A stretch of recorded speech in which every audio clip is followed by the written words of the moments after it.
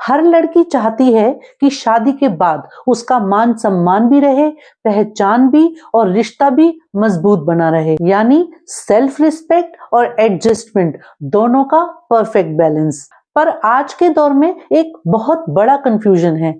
अक्सर हम घर के छोटे छोटे सजेशंस यानी सुझावों को कंट्रोल समझ लेते हैं और हर थोड़े से अनकंफर्टेबल बदलाव को ऑपरेशन या अत्याचार का नाम दे देते हैं। लेकिन कड़वा सच यही है कि हर बात पर रिएक्शन देना एम्पावरमेंट नहीं होता और हर बार थोड़ा सा एडजस्ट करना कमजोरी नहीं होता। इन दोनों के बीच बहुत बारीक लकीर है। अगर आप इस बात को लेकर कंफ्यूज हैं कि मुझे यहाँ इस नए घर में एडजस्ट करना चाहिए या रेजिस्ट, तो ये वीडियो आपके लिए है। आज की बातें शायद आपको थोड़ी अनकंफर्टेबल लेंगे, लेकिन यकीन मानिए ये आपको वो क्लैरिटी देंगी जो आपकी आजादी, आपकी सेल्फ इंडिपेंडेंस को आपकी ताकत बनाएंगी, दीवार नहीं। चलिए उस फाइन लाइन को पहचानते हैं और जिंदगी को और भी आसान और बेहतर बनाने की यात्रा में कुछ नया सीखते हैं।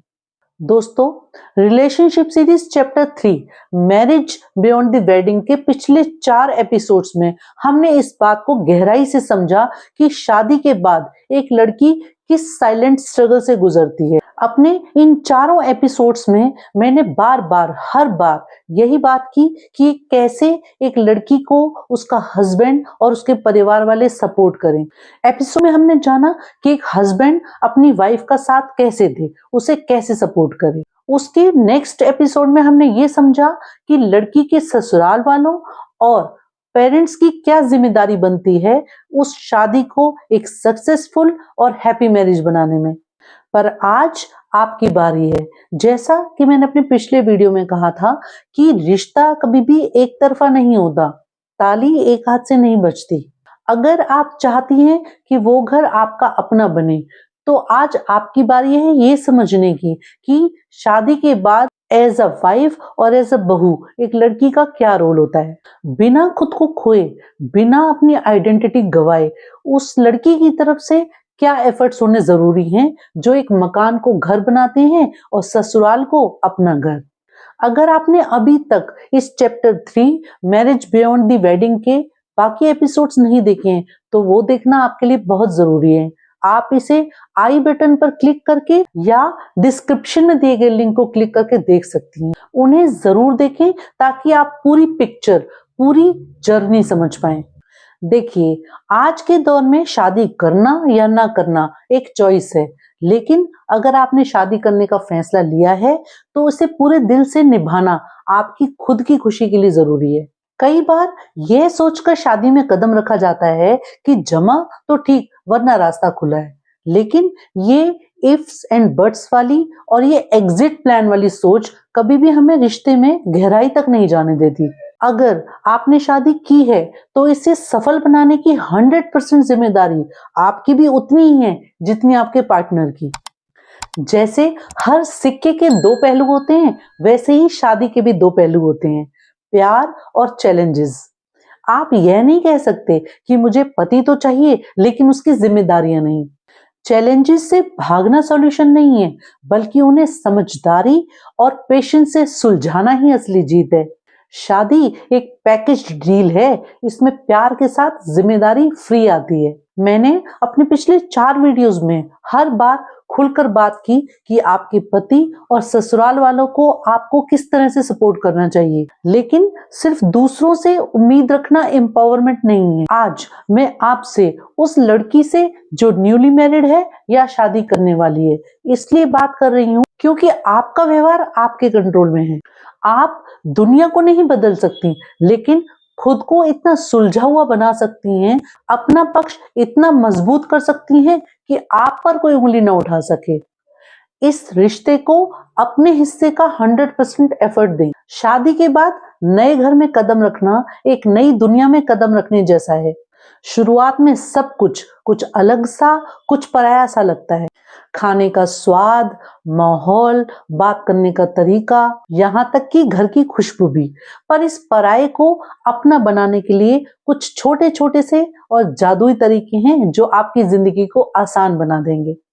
पहला है द ऑब्जर्वेशन फेस, यानी बिना जज किए समझना। पहले कुछ महीने एक स्टूडेंट की तरह रहिए। उस घर की क्या रीतियां हैं, सुबह चाय कितने बजे और कैसे बनती है, क्या उस घर में बड़े बुजुर्गों के पैर छूने का रिवाज है, डेली रूटीन किस तरह का है, वगैरह वगैरह। बिना अपनी राय दिए बस यह समझें कि उस घर में क्या चीज वैल्यू की जाती है। जब आप उनकी रीतियों को सम्मान देती हैं तो वो भी आपके आधुनिक विचारों को रिस्पेक्ट देना शुरू करते हैं और उनके दिल में आपके लिए एक वीटो पावर बन जाती है। अब जानते हैं दूसरा practical tip. Kitchen is a bridge not a trap, यानी किचन को बंधन नहीं एक पुल समझिए। किचन को बंधन मत समझिए, ये वो जगह है जहां घर के सबसे गहरे रिश्ते बनते हैं। अगर आपको काम नहीं भी आता तो कोई बात नहीं, बस वहां खड़े होकर हाथ बटाना, सब्जियां काट देना या कोई और हेल्प कर देना, या फिर अपनी सास से उनकी स्पेशल रेसिपी सीखना और तारीफ करना। यकीन मानिए उनके दिल का दरवाजा यहीं से खुलता है। ये सेवा नहीं, जुड़ाव यानी कनेक्शन है। वैसे रसोई में जाने का ये मतलब कतई नहीं कि पहले ही दिन आपको मास्टर शेफ की ट्रॉफी जीतनी है। सच तो ये है कि अगर आप सिर्फ ये भी पूछ लें कि मम्मी जी ये गोभी कैसे काटनी है, तो ये भी उनके लिए गोल्ड मेडल जीतने जैसा है, भले ही बाद में मम्मी जी को वो गोभी दोबारा ठीक करनी पड़े। पर आपका वो एक सवाल उनकी नजरों में आपकी रेटिंग सीधा 1 से 10 तक पहुंचा देता है। यकीन मानिए किचन में आपकी इंटेंट यानी नियत आपके इंग्रेडिएंट से ज्यादा मायने रखती है। अगला जादुई तरीका है द मैजिक ऑफ वी, यानी शब्दों का समझदारी से चुनाव। अपने शब्दों पर गौर करें। जब आप कहती हैं मेरा पति या मेरा कमरा, तो कहीं ना कहीं बीच में दीवार खड़ी होती है। इसकी जगह हमारा घर, हमारे मम्मी पापा जैसे शब्दों का उपयोग करें।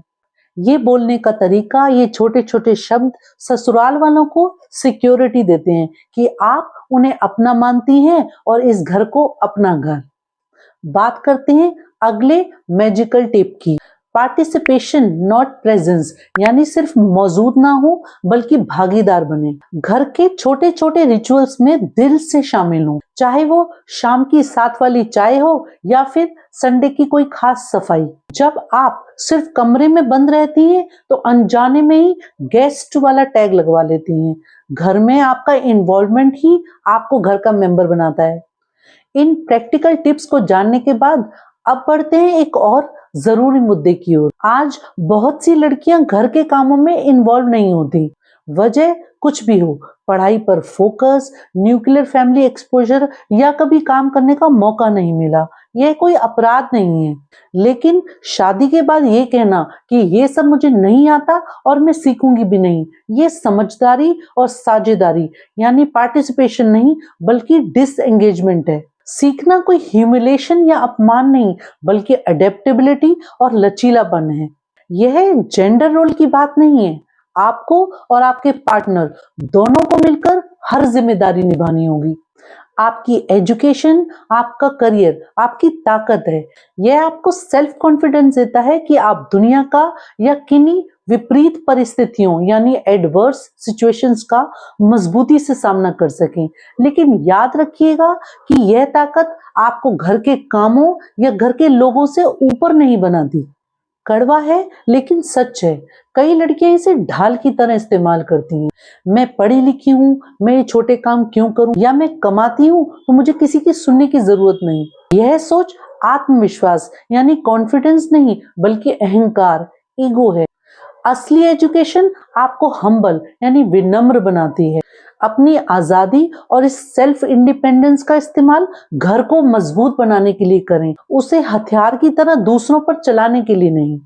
आजकल एक ट्रेंड है ये कहना कि मुझे तो चाय बनाना भी नहीं आता या मुझे किचन का काम बिल्कुल नहीं आता, और इसे एक प्राउड मोमेंट की तरह बताया जाता है। अब देखिए ये कोई अचीवमेंट की लिस्ट तो है नहीं। जरा सोचिए कि कल को अगर मेड और कुक छुट्टी पर हो और बाहर तेज बारिश हो रही हो तो क्या हम अपनी डिग्री को उबालकर चाय बनाएंगे? घर के काम कोई आफत या बोझ नहीं है बल्कि ये सर्वाइवल स्किल है। और सोचिए अगर आप शादी नहीं भी करती, अकेले रहती, तो भी बेसिक लाइफ स्किल्स के तौर पर आपको कुछ छोटे छोटे बेसिक काम खुद के लिए भी करना तो आना ही चाहिए था ना। आपने मैरी कॉम का नाम तो सुना ही होगा। वो रिंग में शेरनी की तरह लड़ती हैं, गोल्ड मेडल जीतती हैं, लेकिन घर आकर वो एक पत्नी है, एक माँ है। उन्होंने कभी नहीं कहा कि मैं एक वर्ल्ड चैंपियन हूं तो मैं घर क्यों संभालूं। उन्होंने अपनी कामयाबी को अपने रिश्तों पर हावी नहीं होने दिया। उन्होंने ये साबित किया कि एक औरत दुनिया भी जीत सकती है और अपने घर को प्यार से संजो भी सकती है। यही ग्रेस एक मॉडर्न लड़की की असली पहचान है। देखिए, जब मैं कहती हूँ कि घर की जिम्मेदारी आपकी है, तो इसका मतलब ये कतई नहीं है कि आप अपने सपने, अपना करियर छोड़ दें। बिल्कुल नहीं। आपकी जॉब, आपकी फाइनेंशियल आजादी आपकी स्ट्रेंथ है। पर याद रखिए, ऑफिस में आप एक प्रोफेशनल हैं और घर में आप एक पार्टनर और फैमिली का हिस्सा। एक स्ट्रॉन्ग लड़की अपनी इंडिपेंडेंस और अपनी जिम्मेदारियों के बीच संतुलन बनाना जानती है। असली एम्पावरमेंट वो है जहां आपके एक हाथ में लैपटॉप और सक्सेस की चाबी हो और दूसरे हाथ में आपके घर की खुशियों की कमान। आप ऑफिस में लीडर भी हो सकती हैं और घर में खुशियों और सुकून की वजह भी। ये समझना जरूरी है कि एजुकेशन, करियर और फाइनेंशियल फ्रीडम हमारी पावर है, खासकर तब जब कभी सिचुएशंस अनफेयर या अनसेफ हो जाएं। लेकिन प्रॉब्लम्स तब शुरू होती हैं जब सेल्फ कॉन्फिडेंस ओवर कॉन्फिडेंस बन जाए, इंडिपेंडेंस एरोगेंस बन जाए और हर छोटी बात ईगो इशू बन जाए। इस तरह की सोच और इनफ्लेक्सिबिलिटी रिश्तों में दरार का कारण बन जाती है। लेकिन ये समझना होगा कि हर डिसएग्रीमेंट डाइवोर्स वर्दी नहीं होता, हर प्रॉब्लम का सलूशन अलग होना नहीं होता और हर डिस्कंफर्ट अत्याचार या ऑपरेशन नहीं होता। छोटी छोटी नेग्लिजिबल बातों पर भी ये कहना कि मैं कॉम्प्रोमाइज नहीं करूंगी, स्ट्रेंथ नहीं, रिजिडिटी यानी जिद है। अपनी डिग्रियों का इस्तेमाल अपनी समझ को बढ़ाने के लिए और घर को और बेहतर तरीके से चलाने के लिए भी कीजिए। आपको अपने करियर, जॉब, फाइनेंशियल फ्रीडम और अपने रिश्तों में सब में संतुलन बनाना सीखना ही होगा। सब कुछ साथ लेकर चलना सीखना ही होगा। पढ़ाई और करियर आपकी ताकत है और ये ताकत आपको और भी ग्रेसफुल और कैपेबल बनाती है। देखिए, जब भी इस तरह के मुद्दों पर बात होती है तो बात निकल पड़ती है फेमिनिज्म की। लेकिन फेमिनिज्म का असली मतलब इक्वलिटी यानी बराबरी है, हॉस्टिलिटी यानी दुश्मनी नहीं। हर सिचुएशन में हर बात पर फेमिनिज्म का झंडा उठाना जरूरी नहीं है। कभी कभी थोड़ी मैच्योरिटी दिखाना, थोड़ा फ्लेक्सिबल हो जाना और छोटी मोटी बातों को ऐसे ही जाने देना, यह भी एक बड़ी ताकत है। अगर हर बार हर बात पर स्टैंड लेना पड़े तो रिश्ता नहीं बचेगा, सिर्फ आपकी पोजीशंस ही बचेंगी। क्या हम कभी अपनी माँ के साथ एडजस्ट नहीं करते? क्या हमारे भाई बहनों के साथ हुए किसी भी डिसएग्रीमेंट या किसी फाइट के बाद हमने उनसे रिश्ता तोड़ लिया? क्या आपके और आपके बेस्ट फ्रेंड के बीच में कभी भी कोई डिफरेंस ऑफ ओपिनियन नहीं हुआ? शादी में थोड़ा लचीलापन कोई कमजोरी नहीं, बल्कि स्मार्टनेस और सर्वाइविंग स्किल है। यह दिखाता है कि आप रिश्ते की कद्र करते हैं। शादी कोई कंपटीशन नहीं है कि हर वक्त हर बात पर हमें जीतना है, बल्कि कभी कभी हार जाना ही असली जीत होती है। कई बार हमें लगता है कि थोड़ा झुकना, थोड़ा एडजस्ट करना मतलब हार जाना। नहीं, एक समझदार लड़की वहां झुकती है जहां उसे अपना घर, अपने रिश्ते और अपनी जिंदगी की खुशियां बचानी होती हैं। लेकिन वो वहां दीवार की तरह खड़ी हो जाती है जहां उसे अपनी गरिमा और अपनी आइडेंटिटी बचानी है। यह पेट्रियार्की नहीं, बल्कि इमोशनल इंटेलिजेंस है। ये याद रखें कि आप और आपके हस्बैंड दो अलग अलग एनवायरनमेंट में पले हुए लोग हैं, जिनके माइंडसेट और थिंकिंग अलग हो सकती है। हमें एक दूसरे के साथ तालमेल बिठाना होगा। एक सफल रिश्ता थोड़े गिव एंड टेक से ही चलता है। कभी आप उनकी पसंद का ख्याल रखें और कभी वो आपकी। याद रखें, आप यहाँ जीतने नहीं, बल्कि एक टीम की तरह साथ चलने आई हैं। अपने पिछले एपिसोड में जिसमें हमने ससुराल वालों और पेरेंट्स के रोल की बात की थी, उसमें हमने एक डॉटर टेस्ट किया था। आइए आज आपके साथ एक एम्पैथी मिरर टेस्ट करते हैं। एक पल के लिए सोचिए कि आप अपने भाई के लिए कैसी पत्नी चाहते हैं। आप यही चाहती हैं ना कि आपकी भाभी, जो लड़की उस घर में आए, वो आपके माँ बाप का ध्यान रखे, घर की जिम्मेदारियों में हाथ बटाए और सबको साथ लेके चले, यही ना। अगर आपकी भाभी इसी टोन में आपके माँ पापा से बात करे जिस टोन में आप अपने इन लॉ से करती हैं या करना चाहती हैं, तो क्या आपको सही लगेगा? अगर आपकी भाभी वही व्यवहार दिखाए जो आप यहाँ अपने लिए जस्टिफाई कर रही हैं, तो क्या आप उसे फेमिनिस्ट कहेंगी या डिसरिस्पेक्टफुल? जो रिस्पेक्ट, केयर और प्यार आप अपने पेरेंट्स के लिए अपनी भाभी से चाहती हैं, वही आपको अपने ससुराल में भी देनी होगी। जब हम दूसरों से वो उम्मीद रखते हैं, तो हमें खुद भी वही स्टैंडर्ड फॉलो करने होंगे। खुद को आईने में देखकर पूछें कि क्या मैं वो बहू बन पा रही हूँ जो मुझे मेरे अपने घर के लिए या अपने मायके के लिए चाहिए। हम अक्सर अपनी शादी में डिटेक्टिव बन जाते हैं। सास ने ये क्यों कहा, ननद ने ऐसे क्यों देखा। लेकिन जब यही सब हमारे मायके में हो रहा हो तो हम जज बन जाते हैं। हम अपनी भाभी को लेक्चर देते हैं, अरे भाभी, मम्मी की बात का क्या बुरा मानना, वो तो साफ दिल की हैं। वाह, ससुराल में मम्मी जी विलेन और मायके में मम्मी जी साफ दिल की। ये जो हमारा कन्वीनियंट का चश्मा है ना, इसे ही उतारना सबसे बड़ी मॉडर्न एजुकेशन है। सेलेक्टिव फेमिनिज्म मत अपनाइए, मायके में कुछ और ससुराल में कुछ और। मैं जानती हूँ कि मेरी बातों को कई बार गलत समझा जा सकता है और हो सकता है कि मेरी बातें कई बार कड़वी भी लगें, लेकिन मेरा टोटल इंटेंशन आपकी जिंदगी को खुशहाल बनाना है। और मैं ये भी हरगिज नहीं कहना चाहती कि आपको हर हाल में एडजस्टमेंट ही करना है। एडजस्टमेंट का मतलब खुद को मिटाना या सब कुछ सहना बिल्कुल नहीं है। एक समझदार और एम्पावर्ड पत्नी वही है जो जानती है कि कहाँ झुकना है और कहाँ चट्टान की तरह खड़े हो जाना है। आपको कॉम्प्रोमाइज वहां नहीं करना जहां किसी भी तरह का डोमेस्टिक वायलेंस हो, चाहे वो शारीरिक हो या मानसिक। आपके चरित्र पे उंगली उठाई जा रही हो, या आपको इमोशनली अब्यूज या सरेआम अपमानित किया जा रहा हो, या फिर आपको इंसान की तरह नहीं बल्कि एक चीज की तरह ट्रीट किया जा रहा हो। यहाँ आपको एडजस्टमेंट नहीं करनी बल्कि बाउंड्रीज सेट करनी है। यहाँ सेल्फ रिस्पेक्ट और ह्यूमन डिग्निटी की बात है। इन पॉइंट्स पर हम अगले वीडियो में और डिटेल में भी बात करेंगे। दोस्तों, आज की बातों को किसी एडवाइस की तरह नहीं बल्कि एक बड़ी बहन, एक माँ या किसी दोस्त के सजेशन की तरह लीजिएगा। और हाँ, इन सब जिम्मेदारियों के बीच में खुद को भूल मत जाना। अगर आप अंदर से खुश नहीं तो आप किसी घर को स्वर्ग नहीं बना सकती। अपनी हॉबीज, अपनी हेल्थ, अपनी खुशियों और अपनी आजादी के लिए वक्त निकालिए। अपना खुद का ध्यान रखना यानी सेल्फ केयर आपकी सबसे पहली जिम्मेदारी है। एक लड़की, एक पत्नी या एक बहू घर की रीढ़ की हड्डी यानी बैकबोन होती है। आपका पेशेंस, आपकी समझदारी और आपका प्रेम ही ये तय करेगा कि वो घर घर बनेगा या सिर्फ एक मकान। और याद रखें कि रिश्ते लॉजिक से नहीं, एम्पैथी से चलते हैं। अपनी एम्पावरमेंट और अपनी मॉडर्न सोच को एक ऐसी रोशनी बनाएं जो उस घर में उजाला कर दे, ना कि उसे जलाए। स्ट्रॉन्ग लड़की वो नहीं जो हर बात पर रिवोल्ट करे, विद्रोह करे, बल्कि वो है जो इतनी इंटेलिजेंट हो कि रिश्ते भी निभाए और खुद को और अपनी सेल्फ रिस्पेक्ट को खोने भी ना दे।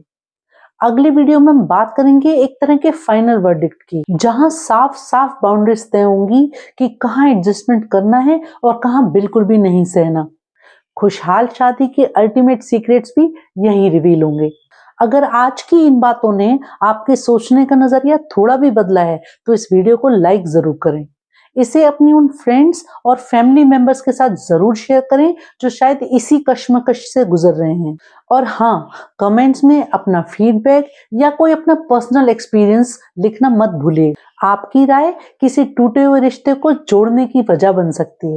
चैनल को सब्सक्राइब करके बेल आइकन प्रेस करें ताकि हम इस सफर में साथ बने रहें। दोस्तों, आज हमने हैप्पी और सक्सेसफुल मैरिज के लिए एक लड़की के रोल की बात की, लेकिन एक मजबूत घर और हैप्पी मैरिज के लिए ससुराल वालों और लड़की के परिवार वालों का सपोर्ट और सही रवैया भी उतना ही जरूरी है।